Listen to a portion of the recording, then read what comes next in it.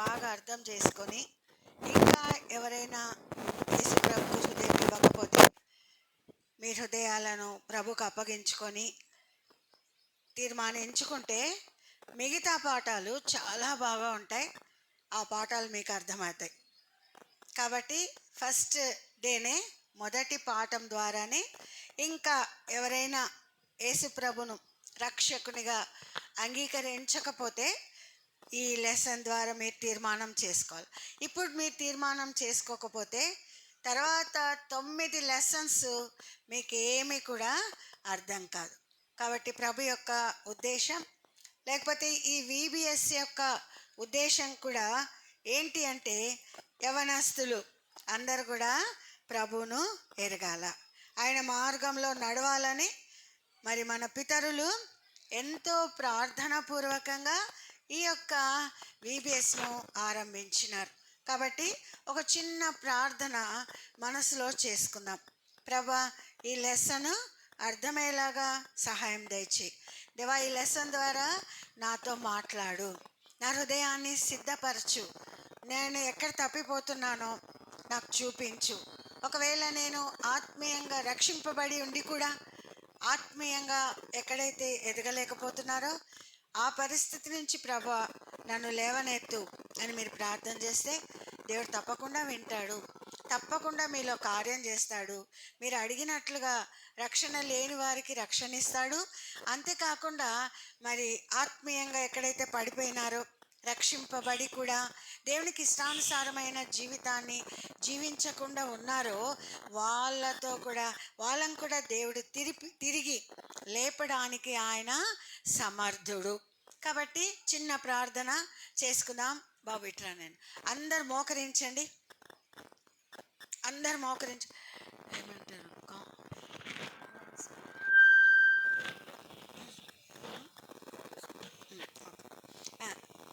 సరే, అందరు మోకరించాలా, చక్కగా చేతులు జోడించుకోవాలా. ప్రభు మన మధ్యలో ఉన్నాడు కదా. మనం చేసే ప్రార్థన ప్రభు వింటాడు. మనం ఎలాంటి హృదయంతో విబిఎస్కి వచ్చినా కూడా ఆలోచనలు తలంపులన్నీ కూడా ప్రభు విరగ్గొడతాడు. ఆయన మాటల ద్వారా దర్శిస్తాడు. ఒక నూతనమైన వ్యక్తిగా ప్రభు నిన్ను తీసుకొని వెళ్తాడు. నూతనమైన ఆశీర్వాదాన్ని కూడా ప్రభు నీకు ఇస్తాడు. కళ్ళు మూసుకొని చిన్న ప్రార్థన చేసుకుందాం.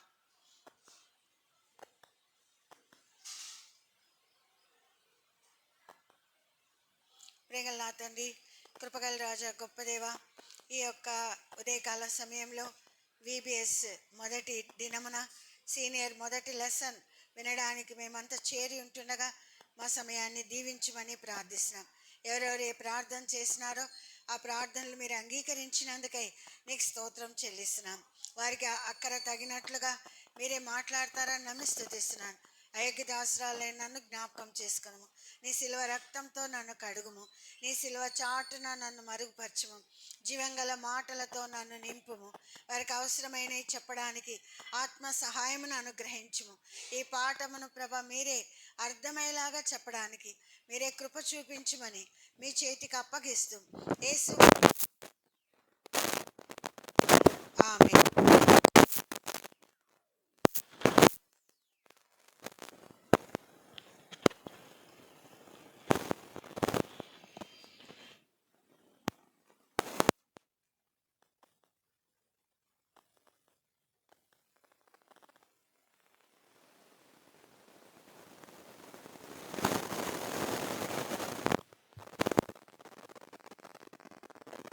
ఈరోజు వెంకట వాక్యము యోహాను సువార్త 15వ అధ్యాయం. యోహాను సువార్త 15వ అధ్యాయము 1-2 వచనాలు. యోహాను సువార్త 15వ అధ్యాయము 1-2 వచనాలు చదువుకున్నాం. అందరం కలిసి చదువుకున్నాం. నేను నిజమైన ద్రాక్షవల్లిని, నా తండ్రి వ్యవసాయకుడు. నాలో ఫలింపని ప్రతి తీగను ఆయన తీసి పారవేయును. ఫలించు ప్రతి తీగ మరి ఎక్కువగా ఫలింపవలనని దానిలోని పనికిరాని తీగలను తీసివేయును. ప్రభు ఈ మాటలు దీవించునుగా. ఈ 10 లెసన్స్ మనం దేని గురించి వింటామంటే ద్రాక్షవల్లి గురించి మనము వింటాం. మొట్టమొదట మరి యేసు ప్రభువు ఏం చెప్తున్నాడు అని అంటే, ఆయన మరి మా పస్కా చివరి పస్కాను భుజించిన తర్వాత యేసు ప్రభువు దేవాలయం వైపు వెళ్తున్నాడు. ఎక్కడికి వెళ్తున్నాడు? దేవాలయం వైపు వెళ్తున్నాడు. ఆ దేవాలయం వైపు వెళ్ళేటప్పుడు ఏమనుకుంటున్నాడు తెలుసా? శిష్యులకు ఒక పాఠము, ఏకత్వము గురించిన పాఠము నేర్పించాలి అని అనుకున్నాడు. ఏకత్వం గురించి పాఠం నేర్పించాలా అని తన మనసులో అనుకొని వాళ్ళకు ఏకత్వం అంటే ఏంటి అనేది బోధించడానికి యేసు ప్రభు తన శిష్యులకు ఇది శ్రేష్టమైన ప్రాముఖ్యమైన పాఠాన్ని శిష్యులకు నేర్పిస్తున్నాడు. శిష్యులతో పాటు మనకు కూడా ఆయన ఈ పాఠము నేర్పిస్తున్నాడు అన్నమాట. కాబట్టి ప్రభులో ఏకత్వము, విశ్వాసులు కానీ శిష్యులు కానీ ఎట్లా ఏకత్వమును కలిగి ఉండాలి, ఆయన యొక్క సత్యమును అనుసరించు వారుగా ఈ లోకంలో మనము ఉండాలి. దీని కొరకు ఏకత్వము గురించి చెప్పడానికి యేసుప్రభు ఏం చేసినాడంటే మరి ద్రాక్షవల్లిని తీసుకున్నాడు. ద్రాక్షవల్లిని ఉదాహరణగా తీసుకున్నాడు. ఎందుకు యేసుప్రభు ద్రాక్షవల్లిని తీసుకున్నాడు అనేది మనం తర్వాత చూస్తాం. మనం చదువుకున్న దాంట్లో ఏమనుందంటే, నా తండ్రి వ్యవసాయకుడు. వ్యవసాయకుడు ఎవరమ్మా? యేసు ప్రభు తండ్రి కదా, యెహోవా దేవుడు. తండ్రి వ్యవసాయకుడు, ద్రాక్షవల్లి యేసు ప్రభు, తీగలు విశ్వాసులు లేక శిష్యులు. మళ్ళీ ఒకసారి చెప్తాను, మీరు రాయాల్సి వస్తుంది. ద్రాక్ష వ్యవసాయకుడు తండ్రి, ద్రాక్షవల్లి యేసు ప్రభు, తీగలు శిష్యులు లేక విశ్వాసులు. ఎందుకు యేసు ప్రభు రకరకాలైన తీగ చెట్లు ఉన్నాయి కదా, రకరకాలైన తీగ చెట్లు ఉన్నాయి. కానీ ఆ తీగ చెట్లలో ఎందుకని దేవుడు ఈ ద్రాక్షవల్లిని తీసుకున్నాడు? ఉదాహరణగా దాన్ని ఎందుకు తీసుకున్నాడు అంటే, ద్రాక్షవల్లి బాగా నారలలాగా అల్లుకొని ఉంటుంది అన్నమాట. దానిని ఎవ్వరు కూడా అంత సులువుగా ఇట్లా తుంచగానే విరగదు, తుంచగానే విరగదు, చాలా గట్టిగా అల్లుకొని ఉంటుంది. కాబట్టి అలాంటి బలమైన ఏకత్వము కలిగి ఉండాలని యేసు ప్రభువు ఉదాహరణగా ఈ యొక్క ద్రాక్షవల్లిని తీసుకున్నట్లుగా మనము చూస్తున్నాం. కాబట్టి ఈ కొమ్మలు ఎట్టి పరిస్థితులలో అంత సులువుగా విరిచి పడేయడానికి రాదు అన్నమాట. అందుకని దేవుడు ఏం చేస్తున్నాడు? ద్రాక్షవల్లిని ఏకత్వము గురించి చెప్పడానికి దేవుడు తీసుకున్నట్లుగా మనం చూస్తున్నాం. ఈ ద్రాక్షవల్లి ఏంటంటే ఎట్లా అది జీవిస్తుంది? మామూలుగా అన్ని చెట్లలాగానే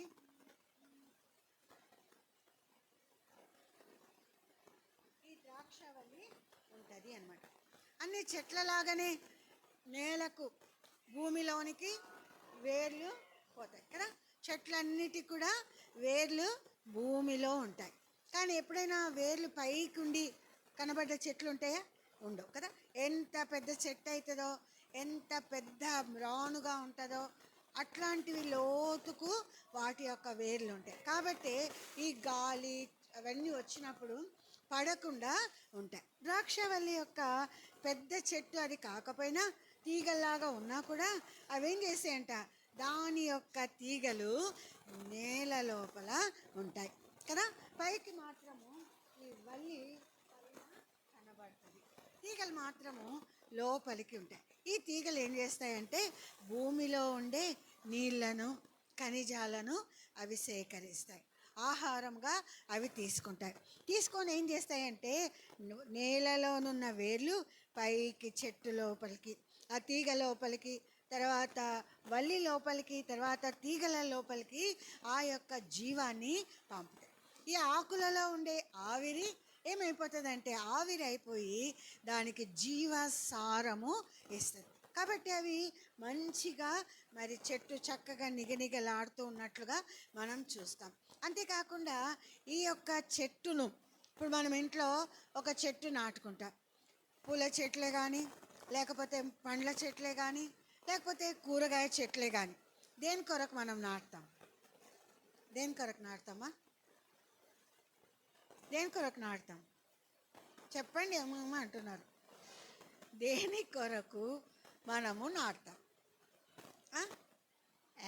వస్తారా అని పోతే పోనీ ఊరికి అట్లా తెచ్చిపెట్టుకుంటామా? ఉద్దేశం ఏంటి? ఏం కావాలి? ఒక పండ్ల చెట్టు పెట్టినాం, ఏంటి అది? ఎండిపోతే ఎండిపోని వస్తే రాని ఏందంట అనుకుంటామా? ఏం చేస్తాం దానికి? ఏం ఆశపడతాం? ఏం కావాలని ఆశపడతాం? మీ టీచర్ చెప్తా ఉంది, మీరు చెప్పడం లేదు కదా, ఆంటీ చెప్తుంది. మీరంతా చదువుకునే వాళ్ళు కదా. ఒక చెట్టును ఇప్పుడు రోజు చెట్టును పెడతాం. ఎందుకు పెడతాం? ఊరికే ముండ్లు చెట్లు ఆకులు ఉండాలనే పెడతామా? ఏం ఆశిస్తాం?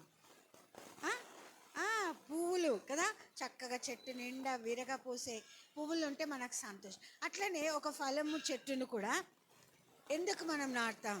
ఈ ద్రాక్షవల్లిని కూడా ఎందుకు నాటుతారు అని అంటే ఫలాలు రావడానికి. ఫలించాలా, మంచి తీయటి రుచికరమైన ద్రాక్షలు రావాలని, ఫలించాలని ఆశపడి ఆ చెట్టును పెంచుతాం. ఈ యొక్క చెట్టు కాయలు రావాలంటే, చెట్టు బాగా జీవంగా, బలంగా, ఆరోగ్యంగా ఉండాలంటే అదేం చేయాలి? ఏర్లు దాని యొక్క భూమిలో నుండి ఆహారం తీసుకోవాలి. ఎంత ఆహారం తీసుకొని, నీళ్ళు ఖనిజాలను తీసుకొని చెట్టుకు పంపుతుందో, వల్లికి పంపుతుందో, అప్పుడు అదంతా వల్లిలో నుండి తీగలకు వస్తాయి. ఆకులు బాగా ఉంటుంది, మంచి బలవంతంగా జీవసారంతో శక్తి కలిగిందిగా ఉంటుంది. దాని ద్వారా ఏమవుతాయి? మంచి ద్రాక్ష పండ్లు పండుతాయి. అట్లనే ప్రభు ఆశపడుతున్నాడు ఏమనంటే మనం కూడా జీవసారాన్ని యేసు ప్రభులో నుండి మనం పొందాలని దేవుని యొక్క ఆశ. ద్రాక్ష వల్ల అయితే నేలలో నుండి జీవసారాన్ని తీసుకుంటాం. మనము ఎట్లా తీసుకుంటాం? యేసు ప్రభు ఎక్కడ ఉంటాడు? నేలలో ఉంటాడా? భూమి మీద ఉంటాడా? ఎక్కడ ఉంటాడు యేసు ప్రభు? తెరవండి రా నోరు. అందరం నన్ను నిద్ర వస్తుందిలే, అవునా? చల్లగా గాలి బాగా ఉంది. చెప్పండి మీరంతా, యేసు ప్రభు ఎక్కడ ఉంటాడు? బాయ్సే హుషారు ఉన్నారు, చక్కగా చెప్తా. చెప్పనా? ఎక్కడ ఉంటాడు యేసు ప్రభు? గట్టిగా చెప్పండి. ఎక్కడ? హృదయంలో రాకముందుకు ఎక్కడ ఉన్నాడు? మామూలుగా ఎక్కడ ఉంటాడు యేసు ప్రభు? ఎక్కడ? మీరు కూడా ఆడోళ్ళలాగా మేము అంటే ఎట్టారా?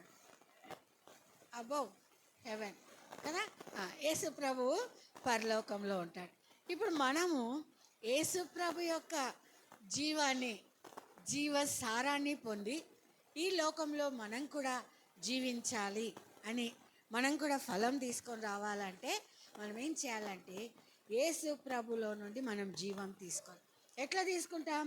ఈ లోకంలో ఎఫెసీలకు చూడండి, ఎఫెసీ 2వ అధ్యాయం, ఎఫెసీలకు 2వ అధ్యాయం. మనం ఎట్లా ఉన్నామంట? చదవండి మా ఎవరన్నా. పాపముల చేతను పాపముల చేతను మీరు చచ్చిన వారై ఉండగా ఆయన మిమ్మల్ని క్రీస్తుతో కూడా బ్రతికించి. ఈ లోకంలో మనం ఎట్లా ఉన్నాము అంటే పైకి జీవిస్తున్నాం, పైకి ప్రాణం ఉంది, శారీరకమైన ప్రాణం మనలో ఉంది. కానీ పాపము, అపరాధాలు, తప్పులు, అవిధేయత, వీటన్నిటి ద్వారా మనం చచ్చిన వారంగా, ఆత్మీయంగా చనిపోయిన వారంగా ఉన్నాం. ఇప్పుడు మనం బ్రతికింపబడాలి, ఆత్మీయంగా మనం బ్రతికింపబడాలి అంటే యేసు ప్రభు పరలోకంలో ఉన్నాడు. మనల్ని ఆత్మీయంగా బ్రతికించడానికని, ఆయన యొక్క జీవాన్ని మనం పొందాలని యేసు ప్రభు ఏం చేసినాడు? పరలోకంలో నుండి ఈ లోకానికి మన కొరకు వచ్చినాడు. మన కొరకైనా శిలువలో మరణించడానికి వచ్చినాడు. మన యొక్క పాపపు శిక్షను ఆయన భరించడానికి వచ్చినాడు. మనం చేసిన తప్పులన్నీ కూడా ఆయన మీద ఆయన వేసుకున్నాడు. ఎవరైనా అట్లా చేస్తారా? నువ్వు తప్పు చేస్తే నీకు శిక్ష, నేను తప్పు చేస్తే నాకు శిక్ష. కానీ మన అమ్మ కానీ మన నాన్న కానీ మన బ్రదర్స్ మన సిస్టర్స్ ఎవరైనా, అబ్బా మా తమ్ముడు మా అన్న తప్పు చేస్తే నన్ను శిక్షించండి కానీ మా అన్నను శిక్షించొద్దు అంటారా? మన తల్లిదండ్రులైనా నా కొడుకుని శిక్షించొద్దు అని అడుగుతారు, కానీ ఆ శిక్షను భరిస్తారా? భరించరు కదా. ఏడుస్తారు, బాధపడతారు, రొమ్ము కొట్టుకుంటారు. వాళ్ళు హృదయం ఏమంటారు, ఎంతో భయంకరంగా ఏడవలేనంతగా ఏడుస్తారు. కానీ ఆ శిక్షను వాళ్ళు మాత్రం తీసుకోరు. తల్లిదండ్రుల ప్రేమ కంటే కూడా యేసు ప్రభు యొక్క ప్రేమ ఎంతో గొప్పది. ఆయన ఏం చేసినాడు తెలుసా? మన కొరకు మన శిక్షను, మనం చేసే అపరాధాలు, మనం చేసే తప్పులు, మనం చూసే టీవీలు, మనం చేసే ప్రతిదీ అవిధేయత అన్నిటినీ కూడా దేవుడు చూసినాడు. మనమంతా కూడా యవన బిడ్డలైన మీరు ప్రభువుని అంగీకరించకపోతే నరకానికి పోతారని చూసినాడు. ఆ నరకపు శిక్ష భయంకరమైనది, అగ్ని అక్కడ. కాబట్టి అక్కడి నుంచి తప్పించాలా. ఎంత ప్రేమ గలవాడు కదా ఆయన. మన యొక్క శిక్ష ఆయన మీద వేసుకున్నాడు. మన శిక్ష ఆయన మీద వేసుకొని ఆ సిలువలో మన కొరకు ఆయన శిక్ష భరించినాడు. రక్తమంతా కూడా సిలువలో ఆయన కార్చినాడు. యేసు రక్తం ఒక్కటే మన ప్రతి పాపాన్ని కడుగుతుంది. ఎవరైతే యేసయ్యా నా హృదయంలోకి రా, నీ రక్తంతో నన్ను కడుగు, నీవు నన్ను నీ బిడ్డగా అంగీకరించు అని అడిగితే తప్పకుండా యేసు ప్రభు మనల్ని రక్షిస్తాడు. యేసు ప్రభు యొక్క జీవము మనలోనికి రావాలి అంటే మనం ఏం చేయాలా? చూడండి, బైబిల్లో ఉంది, యోహాను సువార్త 3:3. అందరం కలిసి చదువుకుందాం. యోహాను సువార్త 3:3. అందుకు యేసు అతనితో ఒకడు క్రొత్తగా జన్మించితేనే కానీ అతడు దేవుని రాజ్యమును చూడలేడని మీతో నిశ్చయముగా చెప్పుచున్నానెను. క్రొత్తగా జన్మించాలి. ఎట్లా జన్మిస్తాం? కింద ఏమని రాయబడి, పైనుండి జన్మం పొందాలి. పైనుండి దేవుని యొక్క రక్తం ద్వారా మనము కడగబడాలా, క్రొత్తగా జన్మించాలి. ఒక ఆయనకు డౌట్ వస్తుంది, బైబిల్లోనే కొత్తగా జన్మించాలంటే మళ్ళా మేము తల్లి గర్భంలోనికి వెళ్ళాలనా అని అడుగుతాడు. కాదు, తల్లి గర్భంలోనికి వెళ్ళకూడదు. కానీ ఏం చేయాలా? మన యొక్క పాపములు యేసు ప్రభు దగ్గర ఒప్పుకోవాలా. మన పాపములు యేసు ప్రభు దగ్గర ఒప్పుకోవాలా. ఎవరు కూడా మన పాపములు తీసివేయలేరు. ఎవరికి కూడా పాపములు తీసివేసే అధికారము ఎవరికి కూడా లేదు. యేసు ప్రభు ఒక్కడే మన జీవితాన్ని మారుస్తాడు. చిన్న ప్రార్థన మనం చేయాలి. యేసయ్యా, నేను పాపిని, నన్ను క్షమించయ్యా, నీ రక్తంతో నన్ను కడుగు, నీ బిడ్డగా నన్ను అంగీకరించు అని నువ్వు ఎప్పుడైతే అడుగుతావో యేసు ప్రభు వెంటనే ఆయన రక్తంతో నిన్ను కడుగుతాడు. నీ బిడ్డగా ఆయన నిన్ను తన బిడ్డగా అంగీకరిస్తాడు. ఆ రోజు నుండి దేవుడు మన హృదయంలో నివసిస్తాడు.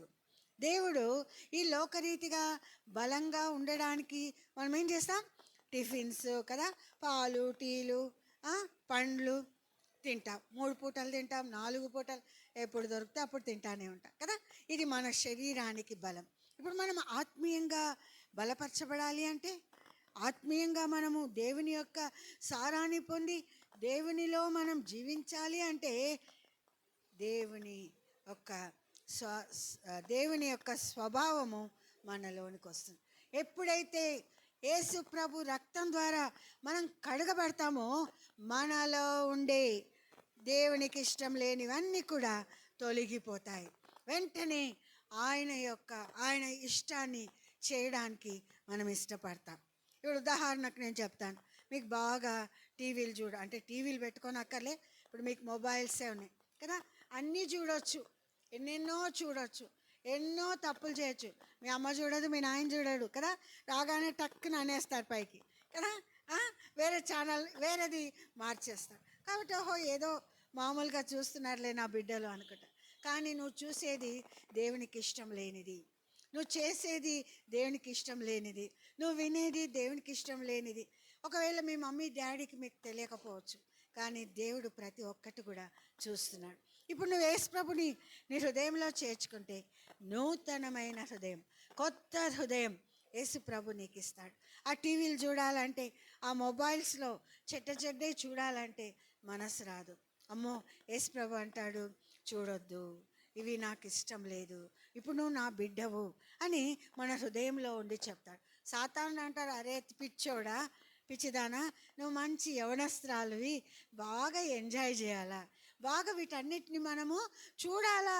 ఇప్పుడే చూస్తాం, ముసలోళ్ళు అయినాక చూస్తామా, పెద్దోళ్ళు అయినాక చూస్తామా, మనకు చేత కాదు. ఇప్పుడే ఎంజాయ్ చేయండి, యేసు ప్రభు అట్లానే చెప్తాడులే అని అనుకుంటా. కానీ ఏమవుతుందో తెలుసా, దేవుడు మనతో మాట్లాడుతూ ఉంటాడు, మన హృదయంలో ఉండి మనకు గైడెన్స్ ఇస్తూ ఉంటాడు. నువ్వు అట్లా చేయొద్దు, అవిధేయత చూపించొద్దు, లోబడాలా. ఒకవేళ సాతాను తప్పు చేయి అన్నా కూడా మనస్సాక్షి గద్దిస్తుంది, అయ్యో నేను తప్పు చేసిన, అయ్యో నేను తప్పు చేసిన, అయ్యో నేను తప్పు చేసినానని దేవుడు మన హృదయంలో నుండి అది ఒప్పుకునేంత వరకు ఆయన మనల్ని ఒప్పిస్తాడు కదా. ఆయన మనల్ని తప్పకుండా ఒప్పిస్తాడు. నేను ఒక చిన్న ఉదాహరణ చెప్తా. మేము చిన్న ఇంట్లో ఉన్నప్పుడు, అప్పటికి ఇంకా నేను సేవకు పోలేదు, ఇంకా చదువుతున్నా. మా పెద్దన్న ఏం చేసినాడంటే, ఈ ఏమంటారు 10 కమాండ్మెంట్స్ బైబిల్ సినిమా 10 ఆజ్ఞల గురించి సినిమా వచ్చినప్పుడు వస్తే, కొత్తగా వచ్చింది మాకు, మేము ఎప్పుడు కూడా మామూలు సినిమాలకు పోనీయలేదు, సినిమాలు చూడలేదు, సినిమా హాల్లో కూడా మేము ఎంటర్ కాలేదు, మాకు తెలియదు.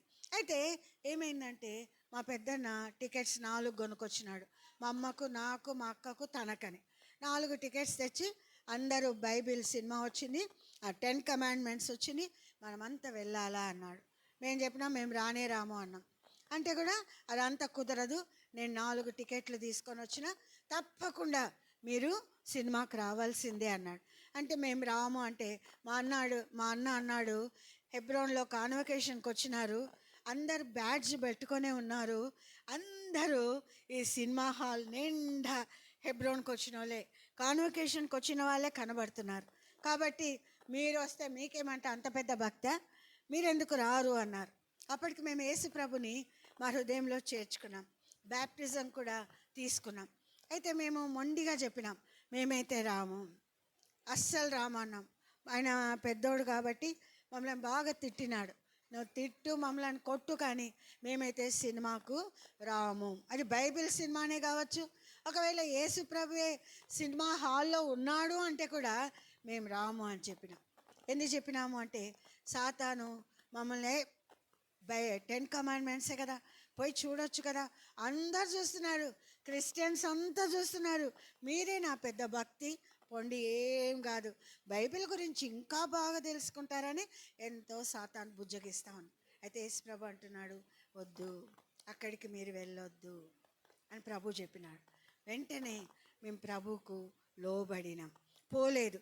బాగా తిట్టి ఉదయం నుంచి సాయంత్రం దాకా తిట్టి, అప్పుడు మా అన్న ఇంకా తన ఫ్రెండ్స్ని తీసుకొని వెళ్ళిపోయి. అంటే యేసు ప్రభు మన హృదయంలో ఉంటే దేవునికి ఇష్టం లేనిది మనము చేయడానికి ఇష్టపడము, దేవునికి ఇష్టం లేనిది మనం చేయం, దేవుని యొక్క చిత్తము, దేవునికి ఇష్టమైనది చేయడానికి మనము ఇష్టపడతాం. ఇన్ని రోజులు యేసు ప్రభుని మనం అంగీకరించకపోతే, మన హృదయం ఆయనకి ఇవ్వకపోతే మనం ఏం చేస్తాం, అంత మన ఇష్టం కదా, మనం అనుకున్న దారిలో వెళ్ళిపోతాం, మనం అనుకున్నది చేస్తాం, అనుకున్నదల్లా మనం నెరవేర్చుకుంటాం. కానీ యేసు ప్రభును మనం హృదయంలో చేర్చుకున్న తర్వాత యేసు ప్రభు మనల్ని నడిపించేవాడుగా ఉంటాడు. ఆయన ఏం చేస్తాడు, ఆయనను సంతోషపరచాలా కదా, ఆయనను మనము మన ద్వారా ఆయనకు సంతోషం కలగాల.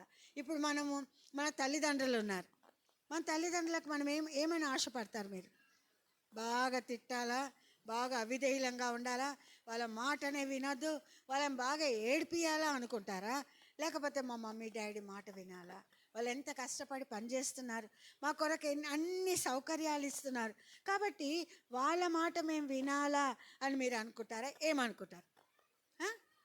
తల్లిదండ్రుల మాట వినాలి. మీ ప్రవర్తన, మీ చదువు, మీ చేసే దాన్ని బట్టి తల్లిదండ్రులు సంతోషించాలా కదా, ఆశపడతారా లేదా? మా ద్వారా మా తల్లిదండ్రులకు సంతోషం కలగాల, మేము మా తల్లిదండ్రులను మేము సంతోష పెట్టాలా అన్న ఆశ ఉంటుంది. కొంతమంది పిల్లలు ఉంటారు, ఆడపిల్లలు, మగపిల్లలు, అల్లరి పిల్లలు ఉంటారు, తల్లిదండ్రులకు దుఃఖము, బాధను కలగజేస్తారు.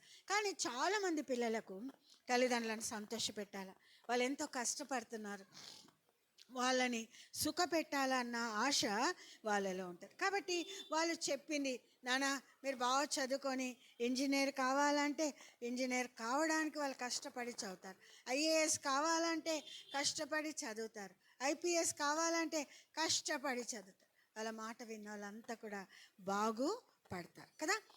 అట్లని యేసు ప్రభు మన హృదయంలోనికి వస్తే, యేసు ప్రభు రక్తం ద్వారా మనం కడగబడితే ఆయన మన హృదయంలో ఉంటాడు. ఉండి మనల్ని ఏం చేస్తాడంటే ఆయన నడిపిస్తాడు. మనం తల్లిదండ్రులకు ఇష్టమైనది ఎట్లా చేస్తామో యేసు ప్రభు కూడా ఇష్టమైనది మనం చేస్తాము కదా. మన జీవితం ద్వారా ఆయనను సంతోషపరచాలని ఇష్టపడతాం. ఈ మధ్య నేను ఏం చేసినానంటే, యేసు ప్రభుని అంగీకరించిన ఎన్నో ఏండ్లు అయిపోయింది, మళ్ళీ నేను సేవలో ఉన్నా, 40 ఏండ్లకు పైన సేవలో ఉన్నా. అయితే కూడా మా అక్కలు అందరు చనిపోయినారు, మా అమ్మవి అందరి బట్టలు, పట్టు చీరలు అవి ఇవి మస్తు ఇచ్చినారు. మెల్లగా కలర్ చీరలు కట్టడం మొదలుపెట్టిన, మెల్లగా కలర్ చీరలు కట్టుకోవడము మొదలుపెట్టిన. కొద్ది రోజులు చాలా హ్యాపీగా కలర్ చీరలు కట్టిన. ఈ తెల్ల చీరలు వద్దు ఇంకా అనుకొని నా మనసులో నేను అనుకొని కట్టుకోవడం మొదలుపెట్టిన. దేవుడు నాతో మాట్లాడినాడు, నువ్వు ఇట్లా చేసేది కుక్క తన వాంతికి తిరిగినట్టు. ఒకప్పుడు వద్దనుకున్నాం, ఇవన్నీ మనకు వద్దు అనుకున్నాం, మళ్ళా వాటినే మళ్ళా నువ్వు ఆశిస్తున్నావు, వాటినే నువ్వు ప్రేమిస్తున్నావు అని ప్రభు నాతో మాట్లాడినాడు. వద్దు ప్రభా, నన్ను క్షమించు, నీకు ఇష్టమైన విధానంలో, నువ్వు సంతోషపడే విధానంలో నేను ఉంటా ప్రభా అని ప్రభు దగ్గర అడుక్కున్నా. ఎందుకు చెప్తున్నాను అంటే, ఇలాంటి ఆశలు, ఇలాంటి కోరికలు మనకు వస్తాయి. అయితే కూడా ప్రభు మనలో ఉంటాడు కాబట్టి ఆయన ఏం చేస్తాడు, ఆయన యొక్క చిత్తాన్ని మనము చేస్తాము కదా. ఆయన యొక్క చిత్తాన్ని చేస్తాం. తండ్రి ఏం చేస్తాడంటే, మరి పరలోకములో ఉండి మన కొరకు ఆయన తండ్రి యొక్క కుడి పార్శ్వమున కూర్చొని మన కొరకు ఆయన విజ్ఞాపన చేస్తుంటాడు. అమ్మా, నా బిడ్డ, నా యవన బిడ్డ తొట్టిల్లకుండా, తప్పిపోకుండా వాళ్ళు నన్ను అంగీకరించినారు, నా కొరకు నా చిత్తము నెరవేర్చేలాగా సహాయం చేయి ప్రభు అని వాళ్ళ కొరకు దివారాత్రులు ఆయన మొర పెడతాడు. ఆయన మొరల వలన మనం ఏం చేయబడతాం తెలుసా, భద్రంగా ఉంటాం, భద్రంగా మనము ఉంటాం. కాబట్టి దేవుణ్ణి మనం అంగీకరించటం వలన ఈ శోధనలు, పాపపు కోరికలు, పాపపు ఆలోచనలు ఇవన్నీ మనలో నుండి వెళ్ళిపోతాయి. దేవుడికి ఏది సంతోషమో అది మనం చేయడానికి ఇష్టపడతాం. దేవుడు ఏది మనల్ని చేయమని కోరుతున్నాడో అది చేయడానికి మనం ఇష్టపడతాం కదా. ఒకవేళ మనం అట్లా చేయకుండా ఉంటే దేవునిలో ఉండే సారాన్ని మనం సరిగ్గా తీసుకోం. ఆయనతో సహవాసాన్ని కలిగి ఉంటాం, ఆయనతో మనం మాట్లాడుతూ ఉంటాం, ఆయన మనతో మాట్లాడతాడు కదా. ఎంతమంది ఈరోజు బైబిల్ చదివిండ్రు? చక్కగా తయారుపడి వచ్చినారు. 1 2 అంతే 3 తినొచ్చిండ్రా? ఎంతమంది తిన్నారు?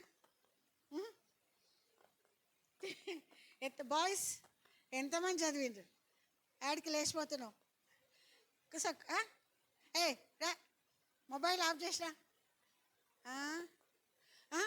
చెప్పు నాన్న, ఎంతమంది చదివిండ్రు? బంగారు బిడ్డలు చక్కగా కూర్చున్నారు, నీట్గా తయారుపడి వచ్చినారు.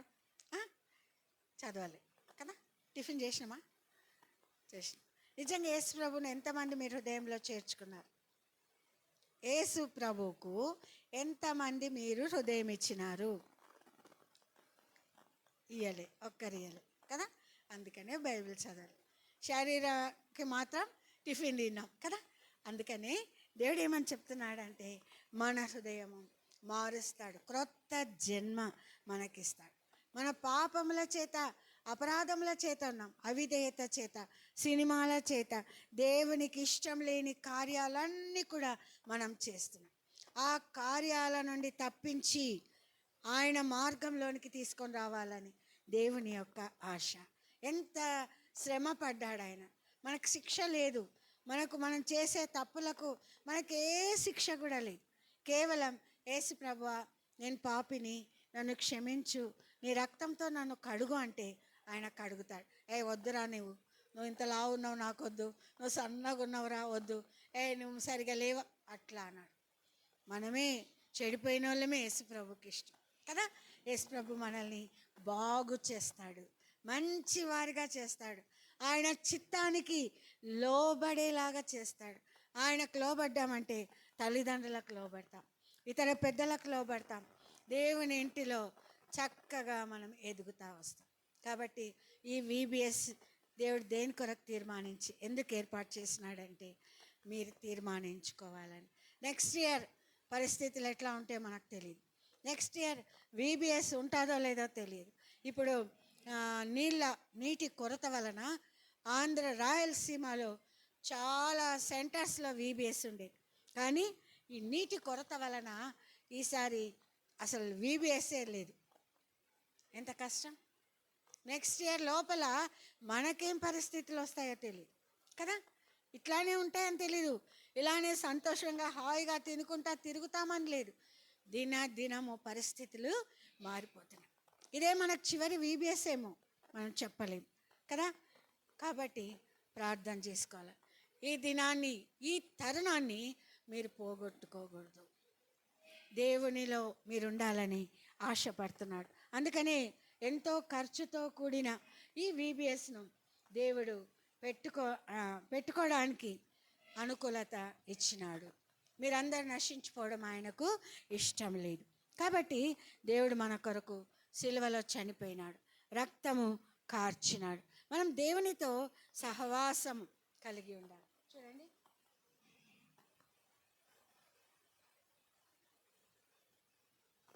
దేవుని వాక్యము మనం చదువుకోవాలి. ఎప్పుడైతే మన హృదయంలో యేసు ప్రభువును అంగీకరిస్తామో దేవుని వాక్యం చదువుకునే ఆశ మనకు వస్తుంది. నేను చెప్పినాను ఒకసారి, మీరు ఉన్నారో లేదో, నేను చిన్నప్పుడు మా అమ్మ వాళ్ళు ఎంతో భక్తిగా ఏదే సహవాసం హెబ్రోనే భక్తిగా పెంచేవాళ్ళు. అయితే నేను చిన్నదాన్ని చాలా ప్రేమించేవాళ్ళు, ఒక్కరు కూడా తిట్టేవాళ్ళు కాదు, ఏమనేవాళ్ళు కాదు, అంతా నా ఇష్టమే మా ఇంట్లో ఉండేది. అలాంటి పరిస్థితులలో ఎప్పుడన్నా సండే స్కూల్కు ఇట్లా VBSకు పోతే దేవుడు వాక్యం ద్వారా మాట్లాడతాడు. దేవుని వాక్యం చదువుకోవాలా. ఎప్పుడైతే బైబిల్ తీసి వాక్యం చదువుతానో ఆ రోజు ఎవరో ఇంట్లో తిడతారు, మా అన్నలో మా అమ్మనో ఎవరో ఒకరు నన్ను కోపడతారు. దేవుని వాక్యం చదువుకున్నందుకే నన్ను తిట్టినారని వాక్యం మానేసేదాన్ని. తద్వారా నేను ఎంతో నష్టపోయినానని చెప్తున్నాను. దేవుని వాక్యము మనం చదువుకోవాలి. దేవుని వాక్యం చదువుకోవడం అంటే దేవుడు మనతో మాట్లాడడం కదా. ఫస్ట్ మనం ప్రార్థనలో మనం దేవునితో మాట్లాడాలి కదా. దేవునితో మనం ఎవరితో చెప్పుకోలేనివి దేవునితో చెప్పుకోవాలి. మన దేవుడు సజీవుడు, మనం చేసే ప్రార్థన వింటాడు, మనము అడిగే మనవి వింటాడు. తప్పకుండా ఆయనకు అసాధ్యమైంది ఏది లేదు. ఆయన తప్పకుండా నెరవేరుస్తాడు, తప్పకుండా జవాబును ఆయన అనుగ్రహిస్తాడు కదా. మనం నమ్మితే మన జీవితాల్లో ఎన్నో గొప్ప కార్యాలు ఆయన చేస్తాడు. కాబట్టి మనం ఫస్ట్ దేవునితో సహవాసము కలిగి ఉండాలి. ఎప్పుడైతే యేసు ప్రభువును మన హృదయంలో చేర్చుకుంటామో మనం ప్రార్థన చేసుకుంటాం, వాక్యము చదువుకుంటాం. ఒక్కరోజు వాక్యం చదువుకోకపోతే మన హృదయంలో నెమ్మది ఉండదు, మన హృదయంలో సంతోషం ఉండదు కదా. దేవుడు మనతో మాట్లాడతాడు, ఆ మాటలు మనకు ధైర్యం ఇస్తాయి. నువ్వు దినమంతా ఈ మొబైల్స్, టీవీ ఇవి చూస్తూ ఉంటే ఏ దాని ద్వారా అయినా దేవుడు మీతో మాట్లాడతాడా? చెప్పండి. మీరు చూస్తుంటారు కదా, చూస్తారా లేదా? అందరికి పెద్దవే ఉన్నాయి కదా, చూస్తారు. దేని ద్వారా మాట్లాడతాడు దేవుడు? నాకు ఆ మొబైల్ సంగతి నాకు తెలియదు, నేను అట్లా పెద్దవి వాడను, అంత చిన్నదే వాడతా. ఏమేమి వస్తాయో మీకు తెలుసు. దాని ద్వారా ఏం మాట్లాడతాడు దేవుడు? బైబిల్ చదువుకోరా, సినిమాలు చూస్తుంటే చెప్తాడా? ఇంకా ఏమన్నా చూస్తూ ఉంటే, చెడ్డవి చూస్తుంటే చెప్తాడా? చెప్పాడు. ఇంకా పాపాన్ని కూర్చుకుంటాం. ఎప్పుడైతే నువ్వు యేసు ప్రభువును హృదయంలో అంగీకరిస్తావో అప్పుడు దేవుడు పైనుండి కదా నీకేం చేస్తాడు? ఆయన జీవాన్ని పంపించేవాడుగా ఉంటాడు. నిజంగా నీ హృదయంలో నువ్వు శారీరకంగా ఎంత బలహీనంగా ఉన్నా ఆత్మీయంగా బలంగా ఉంటాం కదా.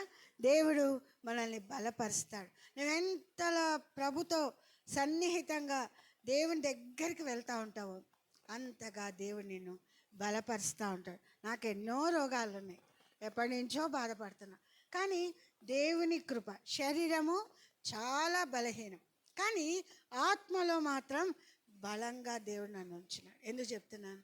దేవునితో నేను సహవాసము కలిగి ఉంటా, దేవునితో మాట్లాడుతూ ఉంటా, దేవుడు నాతో మాట్లాడతాడు.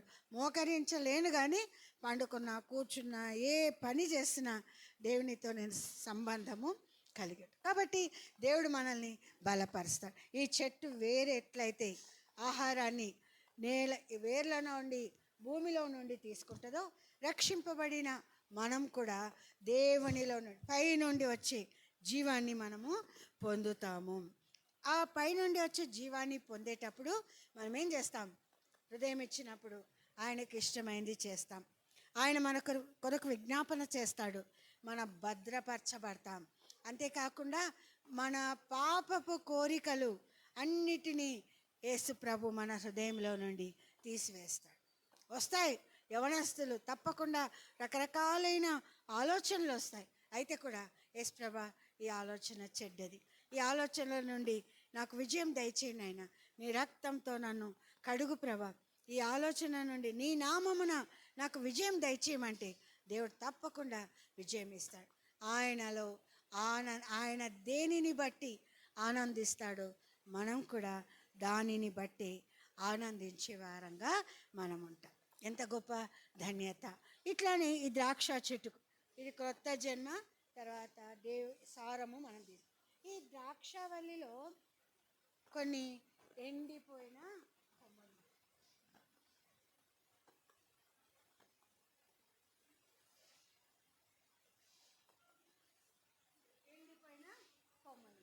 ఈ ఎండిపోయిన కొమ్మలు ఏం చేస్తాయి?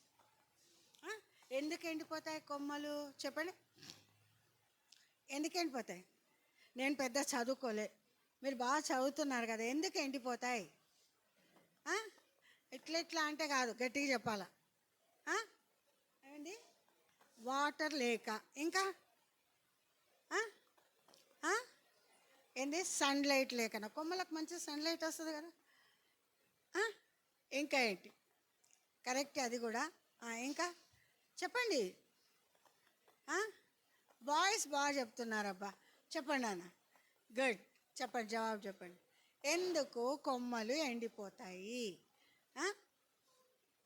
ఎండిపోయిన కొమ్మలకు గుర్తేంటి? ఏంటిరా అని చూస్తున్నారు అందరూ.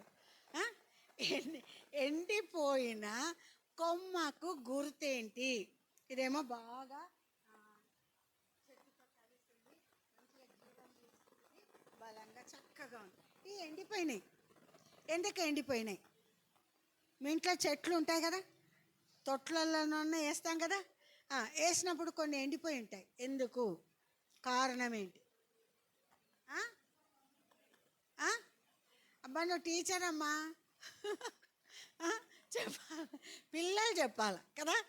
చెప్పు, ఎందుకు ఎండిపోతాయి? సైన్స్ స్టూడెంట్స్ లేరా? ఇంటర్, బైపీసీ, 10th కూడా వస్తుంది కదా. ఎందుకు అంటే నాకు చెవుడు, మీ మూతులు కదిలిస్తే నాకు అర్థం. చెప్పండి, నేను టైం వేస్ట్ అవుతుంది, త్వరగా చెప్పండి. చెప్పండి, మంచి పిల్లలు, మగ పిల్లలే బాగా చెప్తున్నారు, చెప్పండి. ఏం సిగ్గుపడేది లేదురా, చెప్పండి. తెలీదా? సిగ్గులే, నో షేమ్ కదా. చదువుతూ ఉన్నారు, 10th అన్నా చదవలేదా మీరు? తెలుస్తుంది కదా. ఎందుకు ఎండుతాయంటే కొన్నిసార్లు దానితో ఉన్న కనెక్షను తెగిపోతుంది కదా. ఇప్పుడు చెట్టు మొత్తానికి జీవం వస్తుంది, అయితే కొన్ని ఏం చేస్తాయంటే కొంచెము వాటికి తక్కువగా వస్తుంది అనమాట, తీసుకోవు అవి సరిగా. తీసుకోని వలన అవి ఎండిపోతాయి, ఎండిపోయి వంగిపోతాయి అన్నమాట. వంగి ఇట్లా వేలాడుతూ ఉంటాయి. ఈ వేలాడే వాటిని ఏం చేయాలా? తోటమాలి కానీ లేకుంటే మన ఇంట్లో చెట్లను ఎండిపోయిన వాటిని ఏం చేస్తాం? చెట్టుకి ఎంత బాగుంది ఎండిపోయింది అని అట్లనే ఉంచుతామా? ఏం చేస్తాం? కట్ చేస్తారు కదా, గుడ్. కట్ చేస్తారు, కత్తిరించేసి దానిని బయటికి పారవేస్తారు. బైబిల్లో ఏమని చెప్తుంది చూడండి. యోహాను సువార్త 15వ అధ్యాయము. యోహాను సువార్త 15వ అధ్యాయము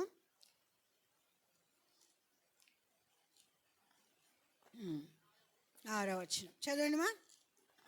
15 అందరం కలిసి చదువుకుందాం. ఎవడైనను నాయందు నిలిచి ఉండని వెడల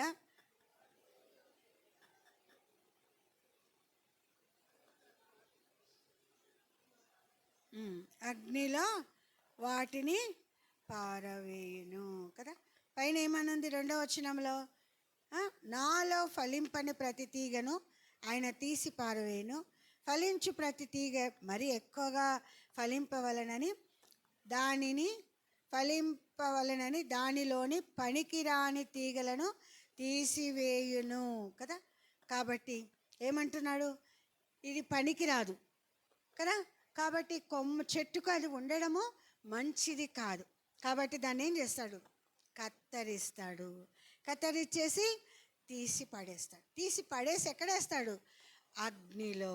అగ్నితో దాన్ని కాల్చివేస్తాడు. అట్లనే మన ఆత్మీయ జీవితంలో కూడా మనము ఏం చేస్తాం? పైకి రక్షింపబడిన వాళ్ళంగా కనబడతాం, పైకి గుడికి వచ్చిన వాళ్ళంగా ఉంటాం, పైకి మీలాగానే ఇప్పుడు అన్ని బైబిల్స్ పట్టుకొని బాగానే ఉంటారు కదా. అయితే అవేం చేస్తాయంట?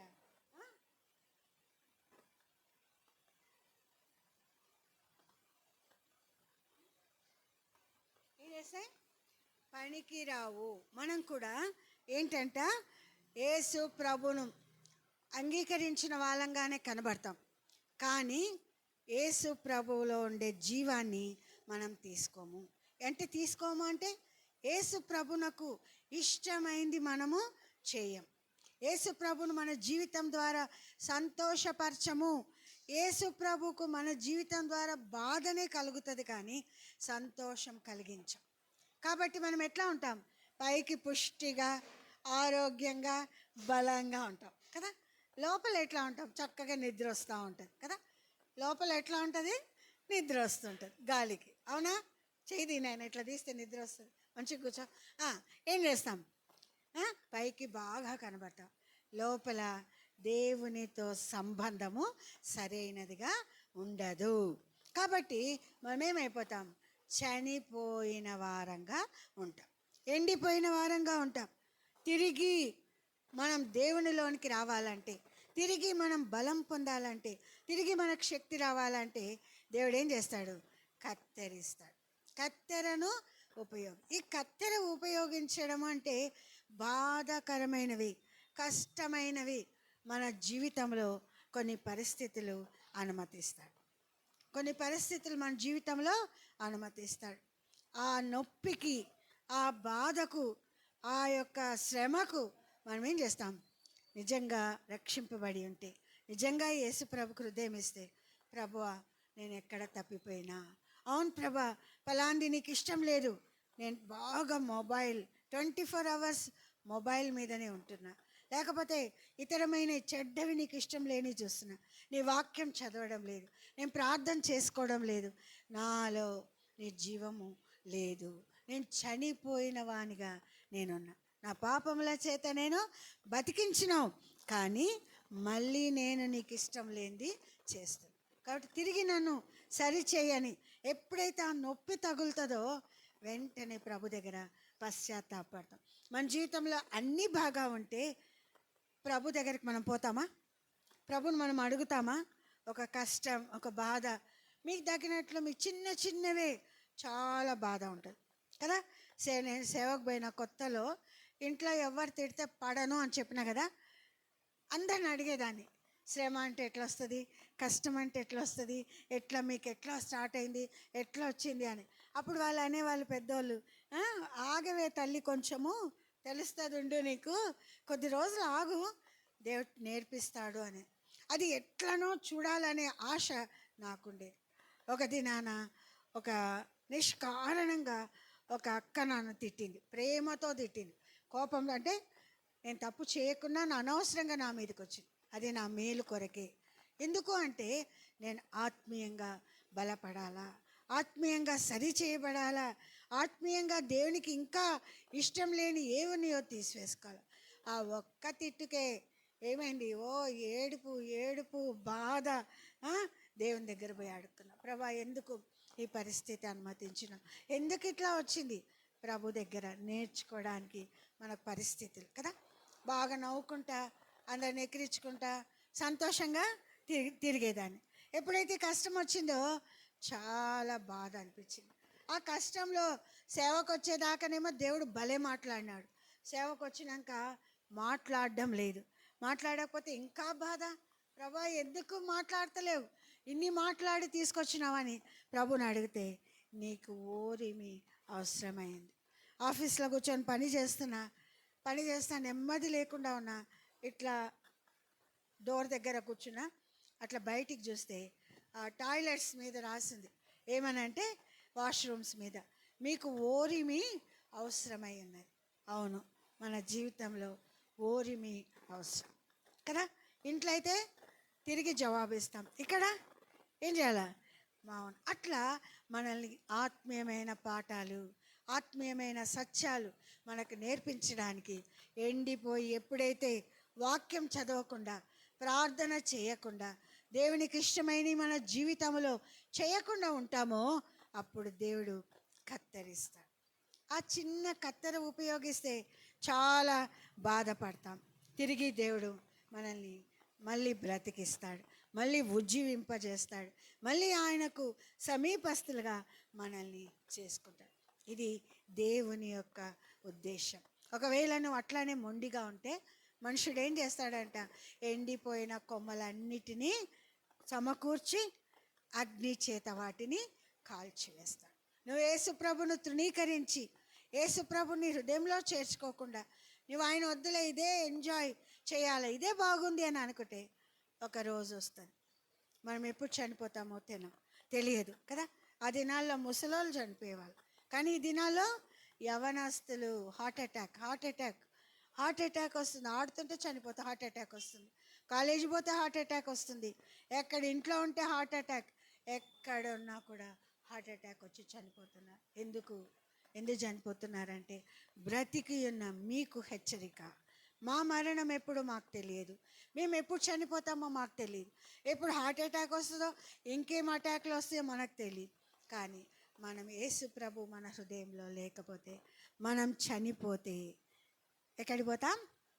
నిత్య నరకానికి పోతాం కదా. నిత్య నరకంలో ఇంకా తప్పించే వాళ్ళు లేరు, మళ్ళా జన్మ లేదు, అక్కడే యుగ యుగాలు కాలుతా ఉంటాం. ఎంతమందికి ఇష్టం అక్కడ ఉండడం? ఎంతమందికి ఇష్టమమ్మా? ఎంత హాయిగా ఉంటుందో ఈ ఎండలో తిరుగుతూ ఉంటేనే కదా, నరకంలాగా అనిపిస్తాం. నా కొడుకు ఏమని చెప్పినాడు తెలుసా? నిన్న విజయవాడ పోయినాడు.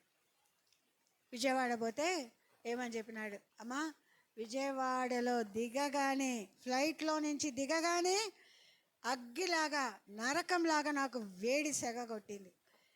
ఇక్కడే ఈ వేడి అగ్ని టైం అయిందా? ఇక్కడే ఇంత నరకం అగ్ని అంటే పరలోక నరకంలో ఇంకెట్లా ఉంటుంది? ఈ ఎండలు తట్టుకోలేకపోతున్నాం, మన చేత కావడం లేదు. అక్కడైతే హాయిగా కాలుతా ఉండాలి కదా. అబ్బా, అగ్ని ఆరదు, పురుగు చాడు, మనం చనిపోము కదా. అక్కడే ఎంత నెమ్మది. ఎంతమందికి ఇష్టం లేదా? మరి ఇష్టం లేకపోతే ఏం చేయాలి? పరలోక రాజ్యాన్ని మనం పొందాలంటే యేసు ప్రభును మన హృదయంలోకి మనము చేర్చుకోవాలి.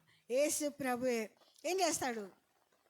ఆయన రక్తం ద్వారా కడుగుతాడు. మనం చేయవలసిందల్లా ఒక్కటే, యేసు ప్రభు నువ్వు నా హృదయంలోనికి రా, నన్ను నీ బిడ్డగా అంగీకరించు, నీ కొరకు నేను జీవిస్తాను అని ప్రభువును అడిగితే తప్పకుండా ఆయన కొరకు మనల్ని జీవించేలాగా చేస్తాడు. బైబిల్లో ఉంది, మత్తయి సువార్త 5వ అధ్యాయంలో ఏమంటే, ఉప్పు నిస్సారమైతే దేని వలన సారం కలుగు. అది బయట పడవేయబడుటకే తప్ప ఇంకా దేనికి కూడా పనికిరాదు. మనం ఇంకా దేవునిలో లేకుండా ఉంటే అగ్నికే తప్ప ఇంకా దేనికి కూడా మనం ఉపయోగపడం. దేవునిలో ఉంటే, యేసు ప్రభుని మన హృదయంలో చేర్చుకుంటే ఆయన ద్వారా ఆశీర్వాదాన్ని పొందుతాం. ఆయన ద్వారా సంతోషం. ఈ లోకంలో మన చుట్టూ మన కుటుంబంలో పేదరికము ఎన్ని అక్కర్లున్నా నిజమైన సంతోషాన్ని మనం కలిగి ఉంటాం. ఎంత గొప్ప ధన్యత కదా. అవన్నీ మనల్ని ఏమీ చేయలేవు, కానీ నిజమైన సంతోషంతో మనం ఉంటాం. కాబట్టి ప్రభువును మన హృదయంలో చేర్చుకుంటే ఆయనకు సంపూర్ణంగా లోబడతాం, విధేయత చూపిస్తాం, ఆయన అంగీకరిస్తాం, ఆయనలో ఆనందిస్తాం. ఈ లోకంలో పిచ్చి పిచ్చి వాటి వలన ఆనందం రాదు, కానీ క్రీస్తులో ఆనందం. కష్టమైన, ఇరుకైన, ఇబ్బంది అయిన, బాధ అయిన అన్నిటిలో కూడా ఆనందించడానికి ప్రభు మన కృప ఇస్తాడు. కాబట్టి అట్టివారుగా అట్లాంటి ద్రాక్షావల్లిలో యేసు ప్రభు ఏమన్నాడు? నేను తండ్రి వ్యవసాయకుడు, నేను యేసు ప్రభు ద్రాక్షవల్లి, మనము విశ్వాసులు, శిష్యులు తీగలుగా ఉన్నాం. ఆయనతో అంటు కట్టబడి ఉండాలి. ఆయనకు వేరుగా ఉండి మనం ఏమీ కూడా చేయాలి. ఆయన మనం హృదయంలో లేకుండా ఊడ్చినా, తోమినా, కడిగినా, ఇంకా సువార్తలు ఇచ్చినా లెక్కకు రావు. నువ్వు ఇంకా ఏ పని చేసినా కూడా, నువ్వు డబ్బులు ఇచ్చినా, ఏం చేసినా కూడా దేవుడు దానిని అంగీకరించాడు. ఆయనకు వేరుగా ఉండి నువ్వేమీ కూడా చేయలేవు. ఆయనలో ఉండి నువ్వు చేస్తే అది ఆశీర్వాదం, అది ఫలం తీసుకొని వస్తుంది, అది దేవునికి సంతోషం, నీ జీవితంలో కూడా సంతోషం. నువ్వు అట్టి విధానంలో ద్రాక్షవల్లితో నువ్వు అంటు కట్టబడి ఉండాలంటే, ఆయన వల్లిలో నువ్వు ఒక తీగగా ఉండాలంటే ఈరోజు ప్రభుకు నీ హృదయం ఇవ్వాలి. ప్రభు నీ హృదయం ఇవ్వాలని పరలోకంలో వేచి ఉన్నాడు. యేసు ప్రభా, నా హృదయంలోకి రా, నేను ఇన్ని రోజులు పనికిరాని దానిలాగా ఉన్నా, అగ్నికే నేను తగిన దానిగా ఉన్నా, తగిన వాడుగా ఉన్నా, ఈరోజు నా హృదయం నీకు ఇస్తున్నా, నా హృదయం నీ కొరకు తెరుస్తున్నా, నా హృదయంలోనికి రా యేసయ్య అంటే తప్పకుండా ఆయన నీ హృదయంలోకి వస్తాడు. నీ పాపాలన్నీ కడుగుతాడు. నూతన జన్మ, క్రొత్త జీవితాన్ని ప్రభు ఇస్తాడు. పాత అలవాట్లు, పాత జీవితం, పాత చెడు అంతా కూడా తీసివేసి నూతనమైన ఆశ, నూతనమైన కోరిక, నూతనమైన సంతోషం ప్రభు మన హృదయంలో ఇస్తాడు. అట్టి సంతోషం కావాలనా, లేకపోతే అగ్నికి కాల్చబడేదానిగా, అగ్నిలో వేయబడడానికి ఇష్టపడుతున్నారు? ఏం కావాలని ఇష్టపడుతున్నారు చెప్పండి? నోరు తెరవాలా? ఏం కావాలని? మంటలో ఉండాలని ఇష్టమా? యేసు ప్రభు దగ్గర ఉండడం ఇష్టమా? యేసు ప్రభు దగ్గర ఉండాలంటే మనం ఏం చేయాలా? చిన్న ప్రార్థన చేయాలి. మన హృదయం యేసు ప్రభుకు అప్పగించుకోవాలి. యేసయ్య, నా హృదయంలో పెద్ద ప్రార్థన ఏం చేయగలరు, నా హృదయంలోకి రా, నేను పాపిని, నీతో అంటు కట్టబడాలని ఇష్టపడుతున్నా, నీలో తీగగా నేను ఉండాలని ఇష్టపడుతున్నా, నీ కొరకు ఈ లోకంలో జీవించాలని ఇష్టపడుతున్నా అని నువ్వు ప్రార్థన చేస్తే యేసు ప్రభు నీ హృదయంలోకి వస్తాడు. నీ పాపాలన్నీ కడిగేస్తాడు. యేసు ప్రభు నీ హృదయంలో ఉంటాడు. ఎంతో సంతోషం, ఎంతో ఆనందాన్ని ప్రభు ఇస్తాడు. మోకరిద్దాం, ప్రార్థన చేసుకున్నాం. కళ్ళు మూసుకోండి. అందరు కళ్ళు మూసుకోవాలి. చక్కగా మోకరించాలా. మీ మనసులో ఒక చిన్న ప్రార్థన చేసుకోండి. కిందికి ఎవరు వంగొద్దు, పైకి. ప్రభు మన మధ్యలో ఉన్నాడు, మన మధ్యలో ఆయన సంచరిస్తున్నాడు.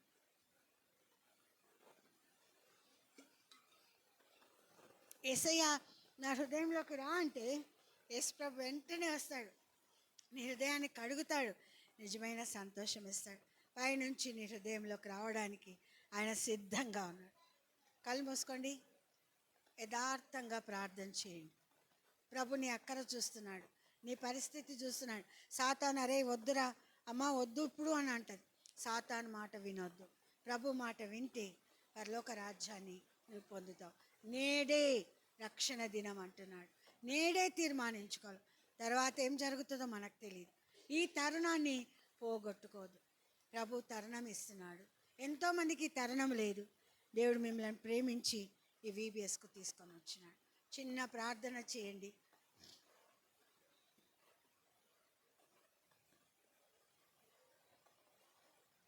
నిజంగా యథార్థంగా, ప్రభువా నా హృదయంలోకి రా, నన్ను అంగీకరించు, అని ఎవరైతే ప్రార్థన చేసినారో వాళ్ళు చేతులు ఎత్తాల. వాళ్ళ కొరకు మేము ప్రార్థన చేస్తాం. మీ ఆంటీ వాళ్ళు కూడా ప్రార్థన చేస్తారు. ఈ తరుణాన్ని పోగొట్టుకోవద్దు. మీలో అందరు బాయ్స్ అంతా కూడా రక్షణలోనికి లేరు, మంటలోకి వెళ్తారు. ఇష్టం కాదు. దేవుడు మిమ్మల్ని ప్రేమిస్తున్నాడు. నిజంగా చిన్న ప్రార్థన, గర్ల్స్ మీరు కూడా చిన్న ప్రార్థన చేస్తే మీ చెయ్యి పైకెత్తండి. పాప, ప్రభు నీ పాపాలు క్షమించునుగాక. ఇంకా తరుణాన్ని పోగొట్టుకోవద్దు. పాప నీ పాప చేయి ఎత్తండి, మీకు ఆంటర్లు పేపర్స్ అన్నీ ఇస్తారు. అమ్మా ఎత్తమ్మా. ఇంకా బాయ్స్ నిర్లక్ష్యం చేయొద్దు, సాతాను మాట వినొద్దు. యేసు ప్రభుకు హృదయం ఇవ్వండి.